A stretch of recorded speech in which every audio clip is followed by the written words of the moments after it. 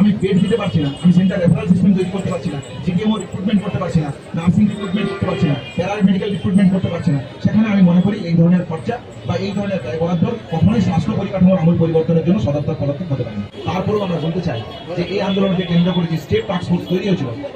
যে স্টেট টাস্কফোর্সের পরিকল্পনা ছিল প্রতি মাসে একটা করে মিটিং করা এবং জুনিয়র ডাক্তার, সিনিয়র ডাক্তার, একজন মহিলা চিকিৎসক সহ সিনিয়র চিকিৎসক ফ্যাকাল্টিদের মাধ্যমে যে পরিকাঠামোর মাধ্যমে স্বাস্থ্য প্রশাসনের মাধ্যমে যে মিটিং এর মাধ্যমে চিকিৎসার সুরাহার সমাধান করা এবং স্বাস্থ্য ব্যবস্থার আমূল পরিবর্তন গড়ে তোলা প্রয়োজন, সেই জায়গাটা সম্পর্কে সুনির্দিষ্ট পদক্ষেপ আমরা চাই। আমরা আশা রাখি যে স্বাস্থ্য ব্যবস্থার আমূল পরিবর্তনের ক্ষেত্রে স্টেট টাস্কফোর্সের মাধ্যমে যে আলোচনার জায়গা শুরু হয়েছিল এই আন্দোলনকে কেন্দ্র করে রাজ্য প্রশাসন সেই দিকে সদর্থক পদক্ষেপ নেবেন এবং স্বাস্থ্য পরিকাঠামো গড়ে তোলার ক্ষেত্রে যে